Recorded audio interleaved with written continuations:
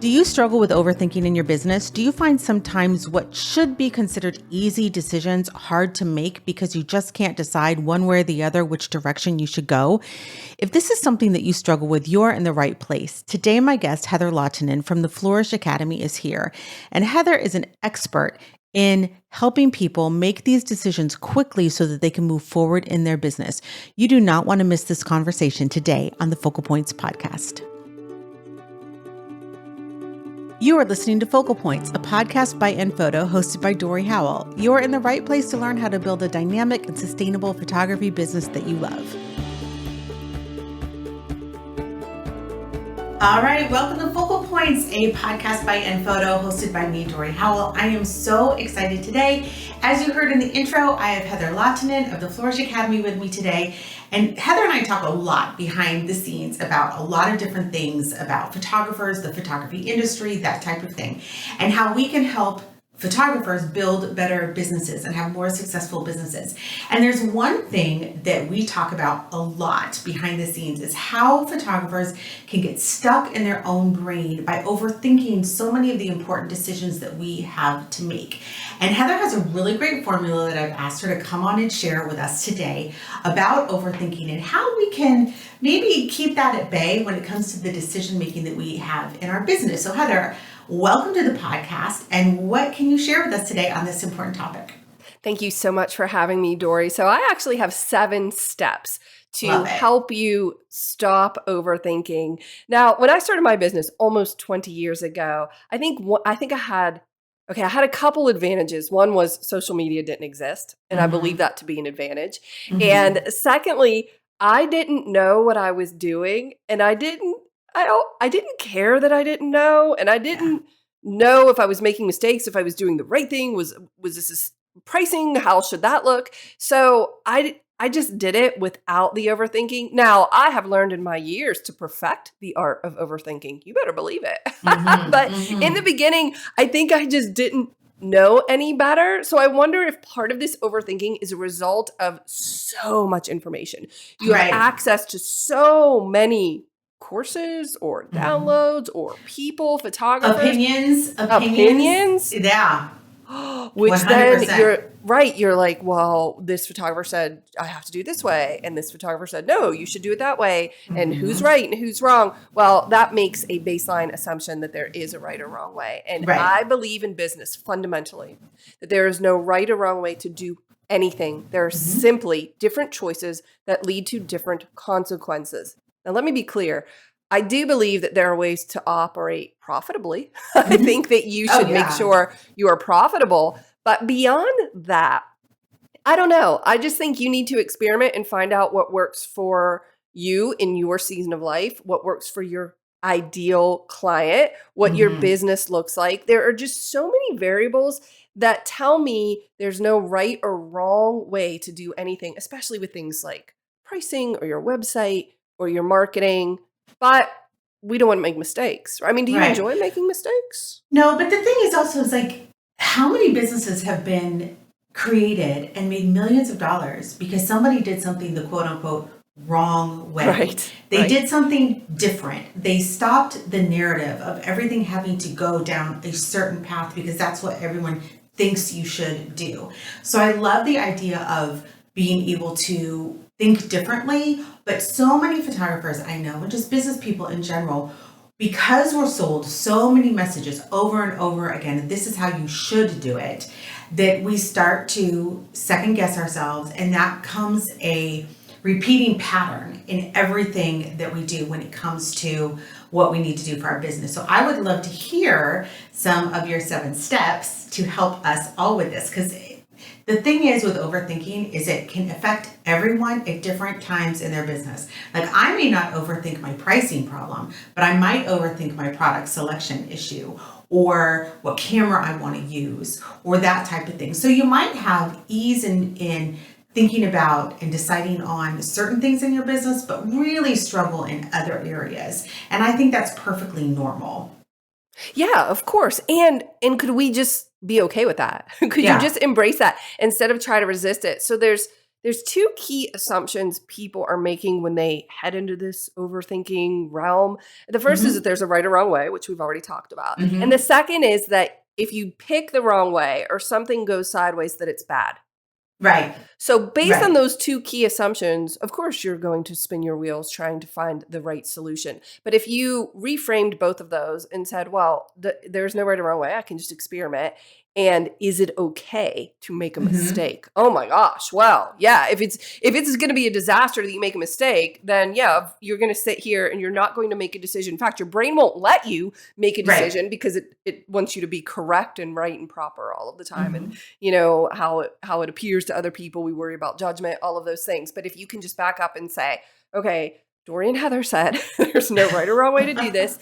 And it's okay to be wrong. It's okay to maybe make a choice. I don't want to say wrong. I don't like that word. It's maybe okay to make a choice that doesn't work out the way you thought it would. And then, okay, so what? And then you make an adjustment. If you decide, for instance, you sell digitals and then you go to IPS and something doesn't work right for you, it's okay to come up with a hybrid model, right? Yeah. Where maybe you're doing both things. So it doesn't have to be so rigid. Could we just like be more open to what our business needs in the moment? And I like to say overthinking is the art of creating problems where they do not exist. What? I feel personally attacked when you say that. Right? Like it's like you're making up a problem to solve. Yeah. It's not there. No, you're just creating it for yourself.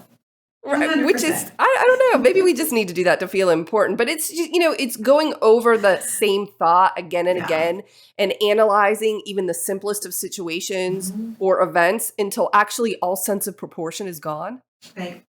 So you've lost all perspective. Right. All perspective, overthinking your pricing. And therefore, of course, it's going to lead to stress and anxiety. Is going to create those feelings because nothing is making sense. And again, it's blown out of proportion. But I truly believe that overthinking is a symptom and it's usually related to a lack of clarity. Yeah. So you either don't know what you want, which is very common. If you ask photographers, if you ask anybody, if you say, what do you want? People will often pause, and sometimes there will even be tears because they really never even thought of it that way. Like, what do I want my business to look like? What do you mean? How many clients do I want? How much money do I want to make? It's all up to you because that's the whole reason you got into this, I would assume, because you loved photography. It was fun and you could make up your own rules. So why go back on that now and decide that it has to be a certain way? So if you can gain some clarity and then trust yourself that you are making the best choice based on the information you have, then you don't waste time going back and forth or fear the consequences. You just do the thing. Right. Love it. Okay, I think we both can agree that it's like, this is funny. I feel like I need to convince everybody, like, no, this is seriously an issue you need to address. Because if you think I don't do that, you you Everybody does do. It. Everybody does it. Everybody does it. As do I. So, I mean, I'm guilty of this as well. But I just want to say, before I get into these 7 ways to stop overthinking, is some of the negatives of overthinking is that you're focusing on the problem and not the solution. You're just obsessively looking at what's wrong or what isn't working, which again creates uncertainty and fear, which then leads to self-doubt, not trust, which is what we want. It causes excessive worrying. It removes you from why you got into this. You know, again, because you love photography and it should be fun. It delays decision making, or it could, even worse, it could foster poor ones because you're analyzing too many things. And for me, you know, when I'm overthinking something, sometimes I'll lose sleep. And Dorie, I got to tell you, that is just unacceptable. It's horrible. I had a situation. So when we're recording this now, I'm just coming off of a week of vacation, and I had something happen to me right before I left that was very troubling. An email that I got that was very troubling.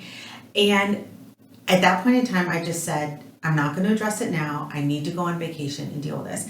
But the thoughts about this situation crept into my mind almost until about day 3 or 4. And I had to actively actively force myself to be like, okay, we're going to go to the pool now, or okay, we're going to go get a drink now, or okay, we're going to go do this now, to shift the thought process in my mind so I wouldn't sit and just dwell on it over and over and over and over again while I'm supposed to be on vacation with my family. And I felt actually really good about myself that I was able to stop that spiral. But it takes work to be able to, it takes steps to be able to know how to stop this kind of washing machine spin cycle pattern. How did you learn that? You know what? I just think it's just a matter of the education that I have gone through and some of my growth as a business owner of knowing that when I'm sitting in that spot, it's not serving me or my business at all. And I need to be focusing my energy on what is going to serve my business and serve my clients. And if I'm sitting there letting it spin and spin and spin, and I'm devoting so much emotional, because that's where it comes into, so much emotional energy into that negativity, that means I'm not creating anything positive for myself, my family, my clients, or my business.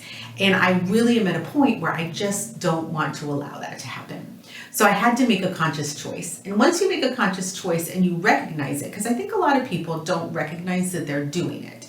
But once you can recognize those patterns and you can see this is not serving me, it's just like if you're on a journey to health, which, I've been on, because I know that, I've lost 100 pounds in the past few months and everything is like, it's like once you're on a journey to health, you consciously know what decisions you need to make and not make to get to where you're going. And overthinking to me is kind of that same thing, but it's happening in my head, not in my body. Like I know eating cake or vegetables, I know which is the right choice and I know what's going to serve me better in the long run.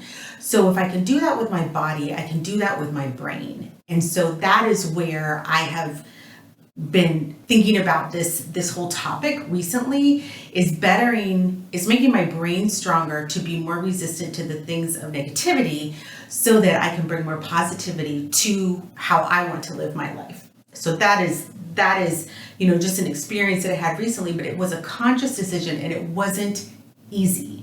It really could have sidelined my whole vacation, but I consciously stopped myself. I'm going to think about something else now. Let's go take pictures of the sunset. Let's go do this. Let's go do something fun. And being able to stop those swirling thoughts was something that I'm like, okay, I can do this. I can shut this off when I need to. So it was a conscious choice for me to be able to do that. I am so impressed by your capability and the way you connected the metaphor of your health journey to your brain journey. That was brilliant, Dorie. Oh, well, thank you. Thank you. Really good. If you could have seen, I know our listeners can't see, but as you were telling that story, my face was like, what? That is so smart. It sounds to me like you combined maybe the art of meditation, mindfulness, awareness with the thinking component of like, so what I say is like, not now, brain. I can't solve that problem now anyway. Right, exactly. So not now, I'm going to focus on the sunset or my family is right in front of me or the delicious food or whatever it is. Just not now, brain. And you kind of, I make a joke out of it. I'm like, oh, there I go again. Spinning, spinning. But you're so smart and you don't even realize how brilliant that is because I'm going to jump right to my second. So I have 7 ways to stop overthinking. Yeah. What you just described is number 2 on my list, which is to pull yourself to the present moment, which is what you're describing. And arguably, I think this is the most important step. Well, okay, catching it. Can I catch that I'm doing that? And then once you do, recognizing it. And then once you do saying, okay, so one of the tools I use, I say not now, brain, if it's something that's spinning, or I will look at my feet and I'll ask myself, like, where are my feet? My feet are like to ground yourself. Right. Yeah. Correct. Right. Correct. My feet are here. And then I will say, especially if because it usually is something troubling, then I'll say, I'm okay and I'm safe. Yeah. I'm okay and I'm safe. So whatever it is, I can deal with. Not now, brain. I need to deal with that when I am, at home in my office, working on my business, not when I'm on vacation with my family. And you have a good chuckle about it and you distract yourself just like you would a petulant 2-year-old in the grocery store. Which is what your brain is, really. Yeah, exactly. Okay, so that was number 2. The first one is to stop affirming that you're an overthinker because and I haven't picked up on this from you, but some people I work with will say to me, "Well, Heather, it's just who I am. I'm just an overthinker." You have to be really careful about what you place after the two words "I am" because it becomes an identity. So if you say, "I am an overthinker," it's just this is what I do. It's just, and they make light of it. It's who right. So you'll notice our posture when we say that. Your hands kind of upturned in the air. You shrug your shoulders and you say, that's who I am, which is another way of saying, it's not my fault. There's nothing I can do about it. It's my identity. I can't change it. So I just laugh it off. Okay, I'm not laughing. It's not funny. It's not funny because your words really, really matter. And why would you speak that over yourself? Right. And most of the time when you say that's just how I am, shoulders up, hands up, that type of thing, you're describing a quality that you don't want to be. That's it. Right. But yet you're affirming it. But you're reinforcing it. You're affirming it. Right. And every time you say it, I'm an overshooter. That's just the kind of photographer I am. Good one. Good one. It's because you keep saying you're an overshooter, so you're still going to overshoot. Everything becomes a self-fulfilling prophecy. Right. So be careful what you put after I am. I am an overthinker, or people will say to me, people who struggle with anxiety and depression will say, I am an anxious person. Could we just rephrase that to say, I'm experiencing anxiety about this particular situation, but if you put it after the words I am, you are affirming that as your, so I recently got a certification as a neuro-linguistic practitioner, NLP, and words really matter to us, as you can see. They do. I'm just very, very careful about why not say, if you're going to say anything, well, if you're going to lie to yourself, why not make it a good lie and say, I'm a decisive person. I make good choices and I make them quickly. Wouldn't that serve you better than just walking around shrugging your shoulders, giving up? Oh, well, just who I am. And it's just who I am. I'm not good at sales, so I guess I can't do it. I can't do IPS because I'm just, not good. Yeah. Okay, well, if that's the story you're sticking to, good luck. I don't know what to tell you. Because you have to change, you have to change that narrative in order to change the situation. Right. Okay. All right, so that's number one. Number one was don't affirm it. Number two was pull yourself to the present. Right. And number three is to express your thoughts. So another helpful way to get out of the spin cycle is to talk about it, whether that be out loud with a trusted source, which I recommend you have someone in your life. Now, listen, I understand that not everybody in your life is supportive of your journey. That happens, and sometimes it's very challenging. But to find someone who is, that you can talk this through with, is really, really helpful. I think you should not go this journey alone. You should either have a group or, just a photographer that you mentor with, or someone that you can talk to that will encourage you. Because when you talk it out, it minimizes it. It sort of takes it out of the dark, which is swimming around in your brain, and brings it out to the light. And all of a sudden, it's not as scary anymore because you say it. And sometimes you'll even laugh, and you'll say, "I can't believe I was overthinking that." That's now that I say it, it sounds so straightforward. Of course, I can do that. Creating a beautiful product line to show to our clients and present to our clients sometimes can be really difficult because the options seem endless. One thing that my clients love and what I offer everyone is the Complete Set by Enphoto. It's a 3-in-1 combo product that allows me to give them a beautiful presentation box, a USB, and also a book or an album of all their images from their event or their session. And it's something that is a hit every single time. If you're looking for samples for your studio, absolutely take advantage of the 75% discount that Enphoto offers all new clients. Head over to our show notes page and grab that sample discount today.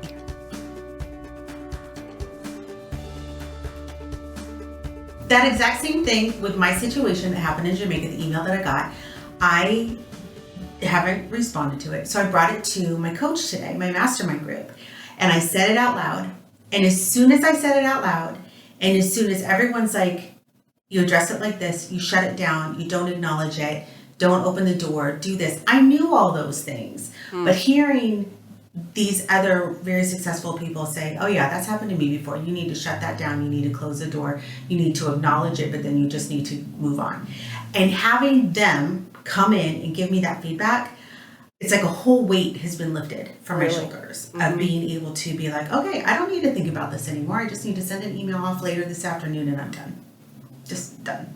Don't you almost wish you could have had that conversation just prior to going on vacation?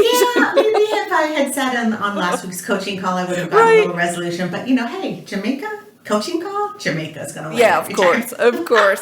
So that's a great example of expressing your thoughts. If you don't have a group, then could you journal it? Could you just write it out? Could you write it down? This is what I'm thinking. This is what I'm struggling with. Just, it doesn't have to be understandable. Like, you don't have to write a book. I'm not talking about anything like putting together cohesive paragraphs. I'm just saying, could you just stream of conscious, write down, this is what I'm thinking. And then, even if you said it out loud to yourself, if you read it out loud, do you have conversations in your mind with yourself? I talk to myself all day long. Of course. Right, so why not have that same conversation out loud? Isn't this interesting? I often ask people, hey, when you're having that conversation in your head, who's talking and who's listening? Yeah. Interesting. I mean, because you have your ego and your subconscious and your conscious, and you and I both study the woo a little bit. Oh yeah, the woo. But the point is, when you are keeping it in your head just to that inner voice, it is going to get convoluted, tripped up, turned around. Just even speaking it out loud to yourself is better than nothing. Having a friend is great, or journaling, depending on how maybe difficult or challenging the situation is. Maybe something very private. You can even just talk it into your phone, into a voice memo. Oh, just, good idea. Or type it into your phone. You don't have to put it someplace public or anything like that. It could just be you're sitting on the couch or something and you're just typing it out or speaking it into a voice memo. Just something to get it out. Yeah, that's a great idea. Except or unless you believe that advertisers are listening to your microphone and then are targeting you based on your what they're hearing. We do not have time. I know that's another. Time. Yeah. So, side note, I am going to do a talk about this in the future. Yesterday, I read the privacy policy of TikTok, and it is frightening. You did. I did. I read it, Dorie, and I was like, and then I started reading it out loud to my husband, and I'm like, you will not believe what they're doing or what they have access to. Okay, but we need to focus. Okay. Yeah. So maybe we can come back and talk about that. Another time. Yeah. So number 3 was just to talk it out, find a way to express your thoughts. And then number 4 is something you talked about while you were on vacation, is to shift your mindset to think constructively. So what you did is you gave yourself some perspective. I'm on vacation with my family. I don't need to address that now. And then you did it twice. You did it while you were on vacation, and then you did it on your coaching call. So on vacation, it was like, I'm not going to think about this now. But on your coaching call, you came to them for a solution. You said, I'm not going to obsess about what's wrong with this email. I want help on how to deal with it because you are an action taker and want to move forward. So you shifted your mindset to think about it constructively. So instead of saying, here are all the problems, I imagine for you, you're more of a person that's like, well, I see some opportunities here, painful ones, but opportunities to learn and grow or respond to this person, or whatever that looks like. But the point is, you shifted, did you know you were doing that? You were shifting to be more constructive? I really because I wanted to shut it down and put it behind me. I knew that engaging and going back and forth was not going to serve me in any way. I just knew it. It was going to open up and it wasn't going to end. Like, I could shut it down now, or I could shut it down in 10 email interactions, but it just needed to be, I was the one that was going to have to do it. And I just wanted things like this. We don't have time for. I have a business to run. And I don't want to be emotionally held hostage by anything else. So I knew I'd finally come to no, this just needs to be shut down. And so that's what I was coming to help for. Like, how do I shut this down? Because I could overthink it for a month. Right. But that's not going to serve me. Like I said, my ultimate desire is to serve my business, my clients, my family, myself. Not all in that order, but you know what I mean. So if I keep focused on my personal objectives when it comes to how I want to live my life and what I want to do, this particular situation is just a situation, like the Jamaicans say, there's no problems. It's just a situation, Mon. This particular situation isn't serving my ultimate desire. So how do I shut it down professionally and just move it off so I don't have to deal with it anymore? So that is how I chose to deal with this. So this is funny because I don't know what the email content was. I don't know who it was from. I don't know anything about anything. But if I were you, this would be my response in that email. Thank you so much. I'm busy over here trying to change the world, so I'm sorry I don't have time. I mean, I'm just like, well, we're done. that will be the gist of the email. I'm over here building an empire. I'm trying to change the world. I don't have time for anything that is not in service to that goal. Mm-hmm. But the point is, though, if you go back to what I said earlier, is you had clarity. Yeah. And the clarity is like, wait a minute. I do need to deal with this to some degree, but truly it doesn't fit my business model currently. Right. So it does not deserve my energy or attention other than to just make it go away by shutting it down. Mm-hmm. Yeah. Oh, very well said. Okay. Number 5 is, again, something you did, which is you focus on what you can do, not on what you cannot. So a lot of times overthinking is either about something that happened in the past or it's a prediction about the future. But either way, that holds no ground right now. So what can I do right now when you're in Jamaica? The answer is there's nothing I can do right now. Therefore, I shouldn't waste or expend my brain power thinking about it. Focus on what you can do. Number 6 is to divert your energy towards helpful activities. So sometimes diverting means maybe you do something that's related to this overthinking issue or challenge, but oftentimes what I'm suggesting is that you distract yourself. So I know you do this. You go outside for a walk. All the time. Every day. Every day. And not just for exercise or fresh air, I'm assuming, right? Well, no, it started out for exercise. But then I've always known that my escape to the gym or walking or that kind of stuff has been good for my health, good for my mental health. It's something that I've experienced no matter what weight I was at, but since I was on this specific journey, it's like, no, I got to go at least 3 miles every day. Let's start walking. And the benefits of that have far outweighed the benefits physically. Incredible, because it clears your mind, right? Yeah. Oh, yeah. Fresh air, just the noises of nature. We live in the woods. We have 35 acres. I live just outside of Pittsburgh, Pennsylvania. And when I go outside, there is nothing but forest. And I love that. It's super grounding. So you do like 3 miles every day? At least, yeah. Wow. So I had a couple years ago where I had this mantra, 5K every day. Oh, wow. So for 365 days, I wanted to do 3.1 miles. And that was a really good year for me health-wise, but I didn't plan on sustaining that. I didn't think I could. Yeah. But that's not easy. That's a commit. Also, I'm a bit of a slower walker. I don't want to tell you how long it takes me to do that. But I always thought just as long as I'm getting outside and moving my body. But the point is that you're distracting yourself. You're diverting your attention just to break sometimes the intense focus on the problem and the overthinking. Well, it doesn't help. We know this, it just makes it worse. So I think walking, even like taking a drive somewhere or biking or exercise or painting or helping out someone, watching funny videos, cooking, starting a project, anything maybe that's creative just to help you distract yourself so that you can break the cycle because we all know that thinking it to death is not going to solve the problem. Right. It doesn't. If anything, it makes it worse. It just does.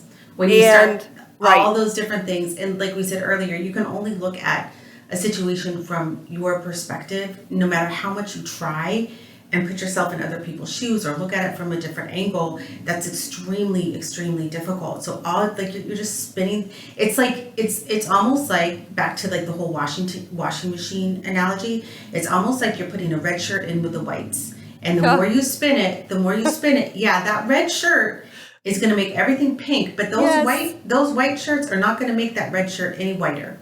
Oh my gosh, I love that. That's so good. So like the negativity will always leach into the positive. But the positive cannot, in most cases, overcome that negativity. So knowing the natural flow of how that all works and knowing how your brain is going to struggle with that, because that's just, your house for some reason doesn't, is it entropy? I'm thinking about your house never gets cleaner on its own. Right. It just doesn't. Yeah. Yes. It always gets dirtier, Yes. and then you have to take active steps to make it cleaner. So it's it's the same thing when it comes to those thoughts, and keeping track of them and knowing which way they're going to go, so that you can handle what you need to handle in the right way. I love that. I love that leaching of the red, the negativity. You're full of good metaphors today. This is a good one. Yeah, that is a really good one. I just read in a book recently, just to affirm what you said, which is everything will lead toward towards chaos and disorder, not towards orderliness. So the more you think, right, it's just going to continue to get, you're not all of a sudden magically going to snap out of it. Your house isn't going to get clean. It's just going to lean towards disorder. So that's great. And finally, the last one, number 7, is to hold yourself accountable. Maybe you could ask yourself the question like, hey, the last time I was overthinking about something, did it help? Were my doubts valid? A lot. Okay, sometimes maybe, but more often than not, no. You could ask yourself, did a situation in the past turn out as I anticipated, or did I, in fact, magnify the problem? What? What? Me? Did I do that? And then, I like this question for everything. Will this matter to me? I heard this, it's like the 5-5, I don't know, somebody coined it, 5-5-5 rule. Like, will it matter in 5 minutes, 5 days, 5 months, 5 years? And if it's something that's like, will this matter in 5 or 10 years? No, I won't even remember after a month. Then what are you hoping to gain by overthinking it? How will obsessively thinking about something that's probably out of your control anyway, how's it going to help you? Can you do anything about this? Well, it depends. Going back to the previous, could you focus on what you can do? And just ask yourself, does this really matter in the big picture? And I think what you'll find out is that, no, it doesn't. And I just need to move on. So I actually have a downloadable worksheet with these 7 steps that I will provide to you. And you can put the link in the show notes and people can grab it if they just want to read over it. But hopefully that helps people move past their overthinking. Oh, this is so good. Thank you so much, Heather. So you'll be able to find that download, everybody, at blog.enphoto.com/podcast, where all of our show notes are held. You'll be able to find the download. We'll put that in there. Then also you'll be able to find links to Heather's social media handles and all of that really great information. But Heather, how can people find you if they want to learn more from you and what you're doing for the industry? Thank you so much, Dorie. You can find me at flourish.academy on the interwebs. If you just search Flourish Academy, you can find me on Instagram and on Facebook. I have a free Facebook group. I just like to help photographers improve their craft and grow their business should they choose. I welcome photographers of all levels. I was rejected early on in my career by a group of not well-meaning photographers in my area. And I just swore that if I ever made something of myself, I would never do that to anyone. Yeah. So I don't care if you picked up that camera kit from Costco yesterday. I'm here to support you. Yeah. And one thing Heather is leaving out is if you're in the Pittsburgh area, she does in-person camera meetups and trainings. And she also is an expert at Lightroom training and also now the Wacom tablet, right? I did recently release a course about the Wacom tablet. So, really quick story about this is I reached out to Wacom. In terms of followers on my YouTube channel, I have Photoshop and Lightroom tutorials for free on my YouTube channel. And I've done some Wacom tutorials since about 2015. And some of those are my most watched videos. And even though they're embarrassingly old. But I sent Wacom a message and I said, hey, I've gotten a lot of views on these videos. I was wondering if there was something we could work together on. I know that I'm kind of small potatoes in the industry. That's totally fine. And Dorie, they said yes. And see, you just have to ask. The only reason this podcast exists is because you asked. And I pitched it. And that's the way things happen, is that you have to put yourself out there and you have to ask. But that is a podcast for a different time. Another day, right. So on the show notes page, you're going to find information. We're going to link the YouTube the YouTube channel so you can see that and get some really great training there. We'll link the Flourish Academy website, and we'll also link Heather's socials so that you can find her, and you can also get access to me as well. And we'll have all that great stuff on the show notes page, which is at blog.nphoto.com/podcast. Heather, thank you so much for being with me today. I know that we have another episode coming up in the very near future, that is going to be talking about decision making. Yeah, we're taking overthinking into, okay, well, how do I make superior decisions? That's awesome. So if you listen to this podcast, depending on what date, look for that episode. And if it's not released yet, it'll be released very, very soon. So we're going to have Heather on for this two kind of, I don't know, what would we call it? Well, it's a two-part episode on how to move forward in your business. Yes. I love it. Heather, thank you so much for joining us today. And to everybody else who's listening, thank you so much for spending some of your day with us today. And look for us next time on the Focal Points podcast. Thank you for listening. This has been Focal Points, an InPhoto podcast hosted by Dorie Howell. We hope you've enjoyed the show, and we will see you next time.